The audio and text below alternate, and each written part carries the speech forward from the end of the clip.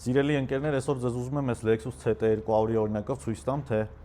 ինչ է հիբրիդ մեքենաների մարտկոցների տեոն կամ հերթական սպասարկումը եւ այն ինչի համար է նախատեսված։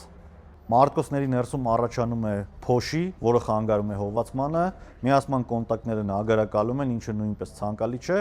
նաեւ սխալ դասավորման հետևանքով ձեր մեքենան սկսում է արագ լիցքավորվել եւ արագ լիցքաթափվել։ Այս բոլոր խնդիրները լուծելու համար տեոն անհրաժեշտ բան է ժամանակ առ ժամանակ։ Տեսեք նագարակալած կոնտակտներ,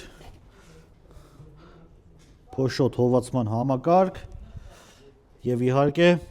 մարտկոցները ունեն վերադասավորման կարիք ավելի մեծ պոտենցիալով աշխատելու համար։ Ձեզ վերջնական արդյունքը ցույց կտամ։ Այս էլ վերջնական արդյունքը, հովացման համակարգը մաքրվեց, միացման կոնտակտները մաքրվեց, մարտկոցները ուժեղ ու թույլ վերադասավորվեց, շուտով կտեղադրենք մեքենայի վրա։